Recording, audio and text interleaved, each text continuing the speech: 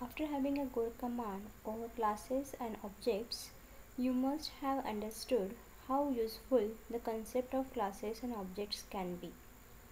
So now, today we are going to learn some few new concepts in object-oriented programming. So today we are going to learn with a new concept which is nothing but array of object, accessing the member functions and member data through object, constructors and destructors, in which we have to pass a default constructor or parameterized constructor. So these 2 points are related to constructor.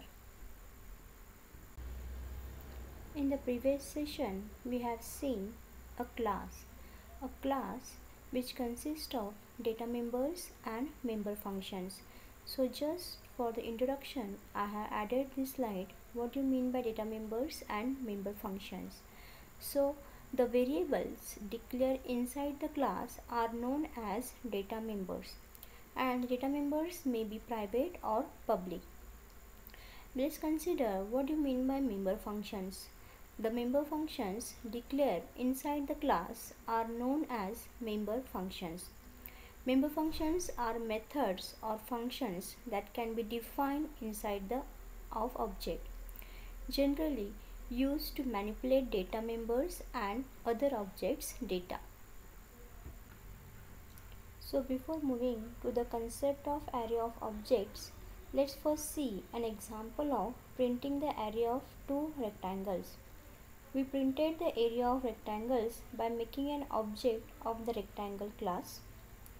If we have to print the area of two rectangles having different dimensions, we can create two objects of the rectangle class, each representing a rectangle. We created two objects, which is nothing but rt1 and rt2 of the class rectangle, representing the two rectangles. Rectangle rt1, in bracket I am passing the parameter 7, 4, which created the object rt1 and assign its length and breadth as 7 and 4 respectively.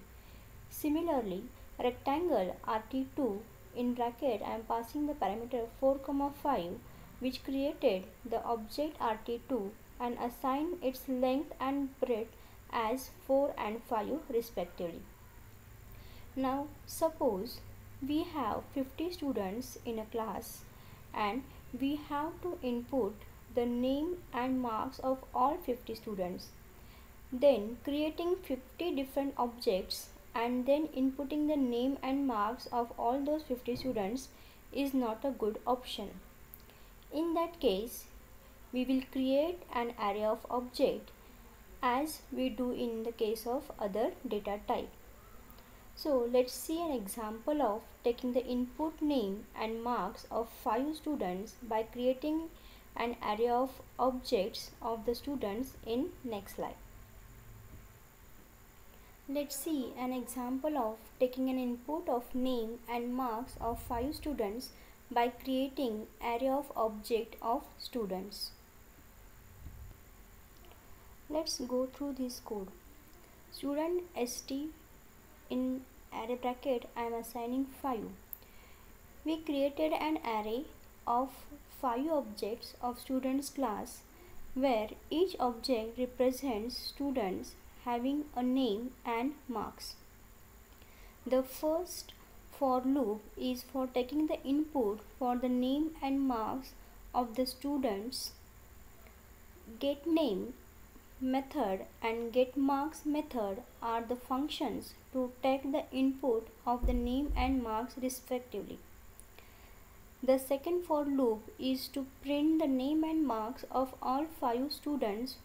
For that, we call the displayInfo function for each student. So as we know that array index start from 0, so each array consists of object and associated elements to that particular object. So hopefully you are now ready to create array of objects. Now let's understand the new concept of object-oriented programming language, which is nothing but access member functions and data members through objects. So first we are going to understand how to access the data members. This access control is given by access modifiers in C++. There are three access modifiers: public, private and protected. The public data members are accessed in the same way which is to be given in the next slide. However, the private data members are not allowed to be accessed directly by the object. Accessing a data members depends solely on the access control of the data members. Now let's first understand how to access the public data members. So following is an example to show how to initialize and use the public data members using the dot operator and the respective object of the class. So here I am defining a class called as student, where I am defining two data members as a public, for example integer roll number and string name. If I want to access these data members, then I have to first create the object of the class. Say for example, I have created the object in main method as student A and student B. So A dot roll number, I am assigning some value to that particular object. A dot name is equal to some value will be get assigned, as it is string, so I have to mention that in a double quotes. Same way I can define the value for the B object by using dot operator. That means object name dot data member name, and just by using a cout statement I am just printing the values which is to be assigned to that particular data members. Now let's understand how to access a private data members. To access or use and initialize the private data members, we need to create getter and setter function to get and set the value of the data members. So here I define one class as student. In that I define one private data member as integer roll number. I am defining public getter and setter function. So for the purpose is a public access specifier I am giving there, and I am defining a setter and getter function as get roll number. And in that, with using that particular set roll number and get roll number, which is nothing but I am defining here a public getter and setter function. Through the again object creation in the main method, I can access this private data member with the help of a dot roll number, and in that whichever the setter and getter function I declare as a public, through that I can access this roll number. That is nothing but I have to write down a dot set roll number, and in that I have to pass the parameter as integer I. So in that parameter I am passing the value of roll number as 1, and just to get that particular roll number I am just printing that with using cout statement as a dot get roll number, which is nothing but which gives me the output will be 1. Accessing protecting data members. Protecting data members can be accessed directly by using dot operator inside the subclass of the current class. Protected data members can be accessed in the same way as public data members from friend function or classes and from derived classes.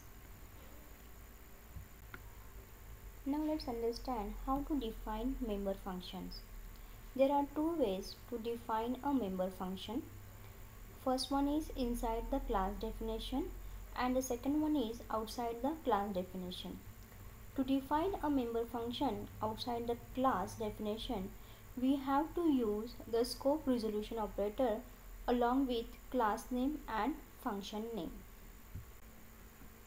Now let's understand how to define a member function inside the class definition.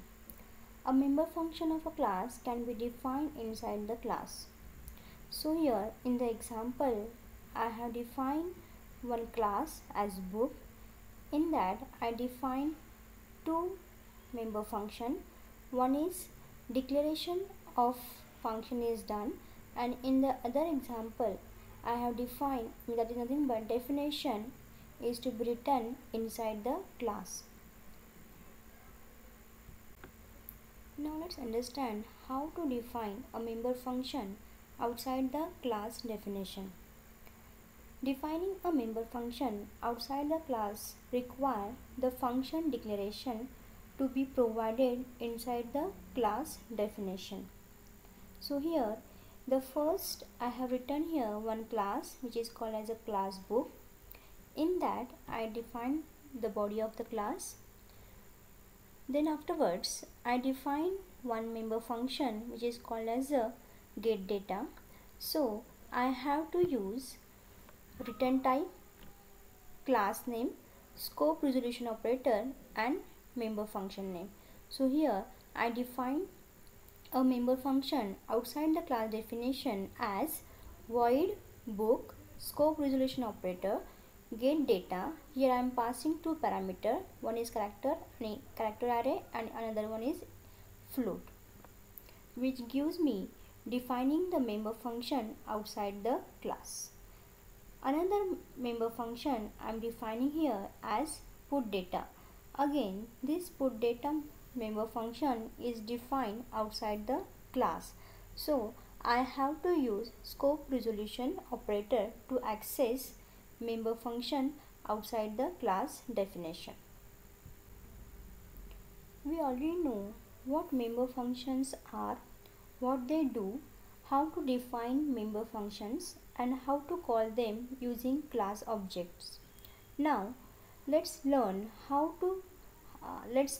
about some special member functions which can be defined in C++ classes. Following are the different types of member function. One is simple function, second one is static function, third one is constant function, fourth one is inline function and the fifth one is a friend function. So we'll see one by one of this type in next slide. There are the basic member functions which doesn't have any special keyword like static etc. as prefix. All the general member functions which are of the below given form are termed as simple and basic member functions. So we have to write return type, function name. In the function name I have to pass a parameter list, opening and closing brace, in between that the function body comes. So this is nothing but declaration of simple member function in C++. So let's see one example of how to define a simple member function in C++. Now let's understand how to define static member function. Static is something that holds its position. Static is a keyword which can be used with data members as well as the member functions. As of now, a function is made static by using static keyword with function name. It can be called using the object and direct member access with dot operator, but it's more typical to call a static member function by itself using class name and scope resolution operator. So for example, I define here one static member function as f to access or to calling the member function directly with the class name. So the class name is, I written here x. So x scope resolution and f is the name of the function. So we can directly use scope resolution operator. A function is made static by using static keyword with function name. These functions cannot access ordinary data members and member functions, but Only static data members and static member functions can be called inside them. It doesn't have any this keyword, which is the reason it cannot access ordinary members. In this example, I have mentioned one class as a rectangle. In that, I define one static member function, which is nothing but print area. So, if I want to access this particular print area, then with as a static keyword is mentioned, so with the class name scope resolution operator with method name, I can directly access to that static member function. Now let's understand how to access a constant member function. Constant keyword makes variable constant. That means once defined, their value can't be changed. When used with the member function, such a member functions can never modify the object or related data members. So the basic syntax of the constant member functions we have to write down as first return type, name of the function, and const. Const is a keyword. Now let's understand inline member functions. All the member functions defined inside the class definition are by default declared as inline. Member functions containing as a few lines of code are usually declared inline. Now let's understand friend member functions. Friend member functions are made to give private access to non-class functions. You can declare a global function as friend or a member function or other class as friend. Hence, friend function can access private data members by creating object of the class. Similarly, we can also make function of some other class as friend, or we can also make as entire class as friend class, which is to be shown in the following example. Now let's summarize few points in this slide. The first point I mentioned over here is a static member function can only access static data members of the class. It cannot access instance data members. Second one is a private member functions can only be called by another function that is the member of the class. Protected keywords are only used in the inheritance context. Objects created by object-oriented programming can easily be reused in the other program. So here I have mentioned some references.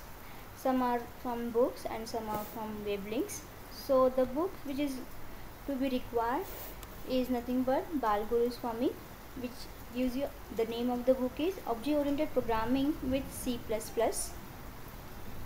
Then some web links I have mentioned over there, whichever the part I have completed, which is nothing but Object-Oriented Programming Basics, accessing the data members, member functions, and the type of members you can get from www.studytonight.com. Now let's start with the new concept of object-oriented programming language, which is nothing but constructor and destructor. So the constructors are special class members which are called by the compiler every time an object of that class is instantiated. Constructors have the same name as the class name and may be defined inside or outside the class definition. There are different types of constructors. So basically there are three types. One is default constructor, second one is parameterized constructor, and third one is copy constructors. So here I am just reading the content from this slide, that a constructor is a special member function of a class which is called automatically when an object of the class is called.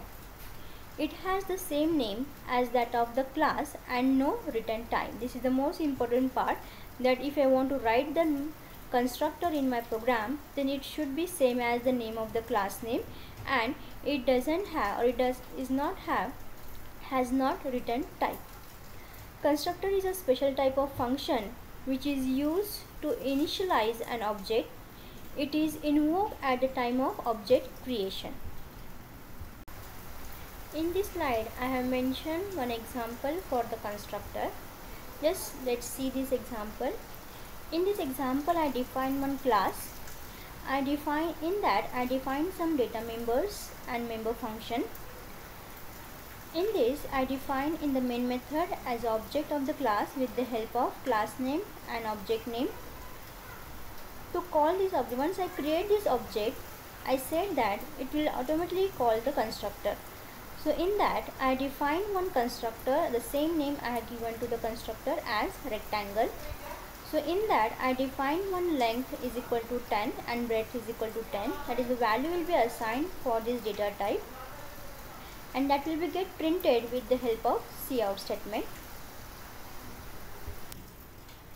In this example, I have parameters in constructors.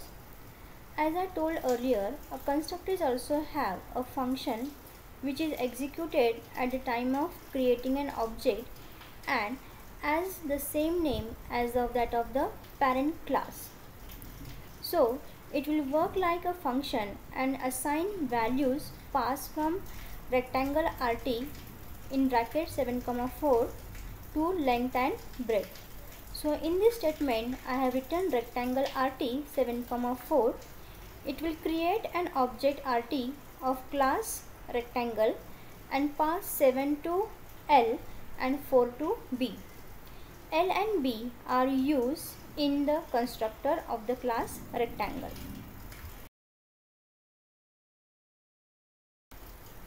Now let's understand the concept of destructors in C++.